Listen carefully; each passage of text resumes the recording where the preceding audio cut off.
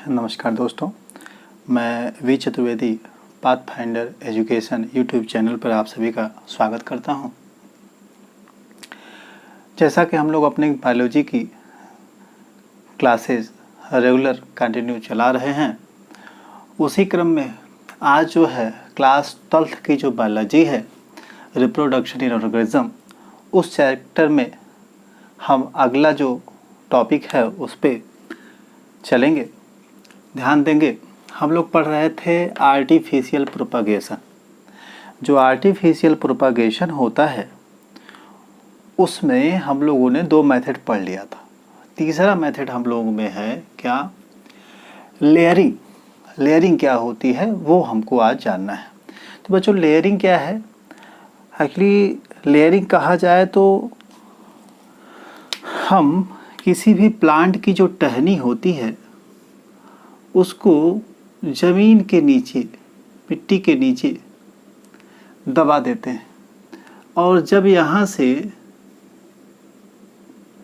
जड़ें, adventitious root निकल जाती है तो यहाँ से सेपरेट कर लेते हैं, और सेपरेट करने के बाद उस प्लांट को हम नई जगह पे लगा देते हैं, और इस तरह से लेयरिंग का प्रोसेस कंप्लीट हो जाता है। तो यहाँ हम देखेंगे लिखा क्या है, used for flexible long branches, यानी उन प्लांट्स के लिए लेयरिंग अच्छी होती है जिनकी ब्रांच जो है क्या हो, फ्लेक्सिबल हो और लॉन्ग हो। ऐसे प्लांट्स के लिए इसका उपयोग हम आप करते हैं। ध्यान देंगे बच्चों, जो लेयरिंग है वो दो तरह की होती है। एक लेयरिंग होती है जिसको माउंड या ग्राउंड कहते हैं, दूसरी होती है एयर या गूटी।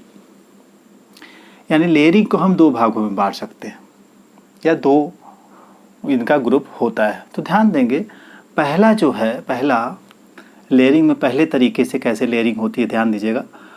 माउंड या ग्राउंड लेयरिंग क्या होती है? अभी जैसा हमने डिस्कस किया, ज़मीन के नीचे टहनी को दबा करके ही उसमें मिट्टी वगैरह डाल देते हैं, जिससे कि नए प्लांट्स की रूट आनी शुरू हो जाती है, उस ब्रांच पे रूट आनी शुरू हो जाती है, और उससे फिर हम सेपरेट करके नया प्लांट बना लेते हैं। वही कंडीशन अपने अप्लाई की जाती है। जैसे ये सिर्फ यूज़ किया जाता है किन प्लांट्स के लिए, हर्बेसियस प्लांट। यानी जो माउंट या ग्राउंड लेयरिंग है वह हर्बेसियस प्लांट के लिए यूज़ की जाती है स्पेशली। और इसमें होता क्या है, lower branch of stem bent down, जो लोअर ब्रांच होती है उसको नीचे की तरफ झुका दिया जाता है, partially defoliated and injured is made, थोड़ा सा छील करके वहाँ चोटिल कर दिया जाता है, और डिफोलिएटेड प्लांट को उसमें मिट्टी में दबा दिया जाता है। यानी जैसे ये पोर्शन हमने लिया तो आप देखेंगे कि इस पोर्शन को थोड़ा सा यहाँ छील करके हटा देंगे, और हटाने के बाद जो प्लांट का बार्क वाला पोर्शन है उसको सेपरेट करने के बाद, जब यहाँ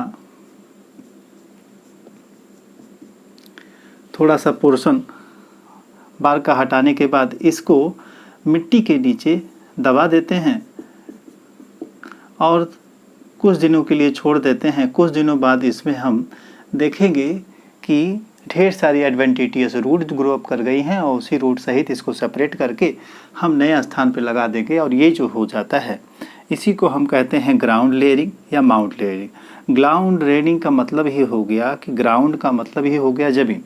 तो ज़मीन के अंदर हम इसमें प्लांट्स को क्या करते हैं, जमाते हैं या दबाते हैं। ठीक है, ध्यान देंगे। नेक्स्ट आपका दूसरा जो है वो है एयर या गूटी लेयरिंग। एयर या जो गूटी लेयरिंग है वो क्या है बच्चों? एयर या गूटी लेयरिंग, जैसा कि एयर शब्द ही यूज हुआ है, मतलब इसको ज़मीन में ना करके ऊपर ब्रांच को दबा करके लेयरिंग का प्रोसेस कंप्लीट किया जाता है। कैसे किया जाता है ध्यान दीजिएगा। यूज्ड फॉर श्रब, पहली बात तो ये कि यह जो लेयरिंग होती है वो श्रब प्लांट पे हाउस पे, तो इस तरह दबा के ज़मीन पे हो गया, लेकिन जो श्रब प्लांट होते हैं उनको ऊपर की तरफ उनकी ब्रांचेस होती हैं, तो इस नाते जो है उनकी लेयरिंग या ट्री वगैरह के साथ उनकी लेयरिंग की जाती है। कैसे? Shrub and tree which do not have branches near the ground, मतलब इस तरह का जो लेयरिंग हुआ या गुटी या एयर लेयरिंग जो हुआ या उन प्लांट्स के लिए ज़्यादा फ़ायदेमंद होता है, बेनिफिशियल होता है, जो कि ज़मीन या ग्राउंड के नियरेस्ट कोई ब्रांच नहीं रखते हैं, ज़मीन से काफ़ी ऊपर उनकी ब्रांचेज होती हैं। तो उसको लेयरिंग कैसे किया जाए, उसके लिए जो है एयर लेयरिंग या गुटी होती है। इसमें होता क्या है बच्चों, जैसा कि अभी आपसे डिस्कस हुआ था कि बार का जो पोर्शन होता है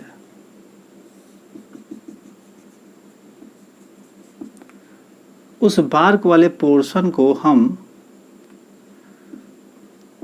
हटा देते हैं। हटाने के बाद बच्चों उस पे हम कवर्ड कर देते हैं मॉइस्ट ग्रेफ्टी क्ले। मॉइस्ट ग्रेफ्टी क्ले क्या होता है, इसको ध्यान दीजिएगा बच्चों। जो मॉइस्ट ग्रेफ्टिंग क्ले होता है, यानी ग्रेफ्टिंग करने के लिए जो मिट्टी होती है वो अलग से उसको बनाई जाती है। उसमें करते क्या हैं, उसमें 2 पोर्शन जो होता है वो मिट्टी या क्ले का होता है। एक पोर्शन जो होता है उसमें डग, काऊ डग होता है, यानी गाय का गोबर। नेक्स्ट कुछ मात्रा उसमें हम घास की रखते हैं, सूखी घास यूज़ करते हैं। काटन होता है और वाटर होता है। तो इस तरह से 4-5 चीज़ें इसमें हो गई। एक हो गया आपका क्ले, दूसरा हो गया काऊ डग, तीसरा आपका हो गया सूखी घास, चौथा हो गया काटन और 5वां हो गया वाटर। इनके मिक्सचर को ही हम नाम देते हैं क्या, ग्रेफ्टिंग क्ले। इसी को इस पे लेप की तरह लगा देते हैं। लगाने के बाद क्योंकि यह ब्रांचिंग हवा में होती है, कुछ इस तरह से ब्रांचिंग होती है, यहाँ लगाया जाता है। अब इसको ढेर सारे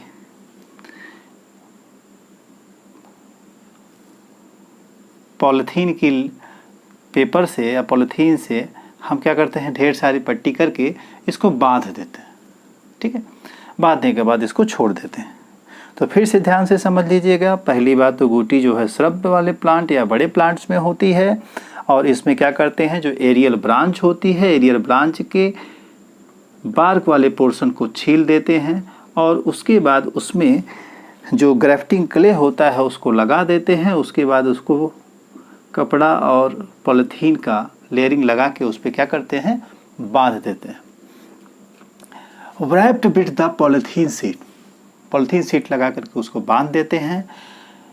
this wrapped portion of branch काल गुटी, यही जो पॉलीथीन शीट से बांधा हुआ ये पोर्शन बन जाता है, इसी को हम नाम देते हैं क्या, गुटी। यही गुटी in future vegetative root develop करेगा। उसके बाद इस पोर्शन से इतना पोर्शन जो होगा गुटी सहित उसको सेपरेट कर लिया जाएगा और उसको नए जगह पे प्लांट कर दिया जाएगा, नए जगह पे लगा दिया जाएगा और उससे एक नया प्लांट्स हो जाएगा। तो इस तरह से बच्चों लेयरिंग आपने पढ़ा, लेयरिंग देखा और लेयरिंग 2 प्रकार की होती है उसको समझा। अब बात आती है कि जो हम लोग वेजिटेटिव रिप्रोडक्शन पढ़ रहे थे उसकी कुछ डिमेरिट्स भी हैं, कुछ मेरिट्स भी हैं, उस पर थोड़ा सा डिस्कस करते हैं। ध्यान देंगे बच्चों, जो मेरिट है वेजिटेटिव प्रोपागेशन की वो क्या है, क्या लाभ हैं वेजिटेटिव प्रोपागेशन के। तो जो वेजिटेटिव प्रोपागेशन है वो सीडलेस जो प्लांट होते हैं उनके लिए बहुत इम्पोर्टेंस है। जिनमें सीड नहीं होता है उनको कैसे उगाया जाए उसके लिए ये यूज़फुल हो जाए।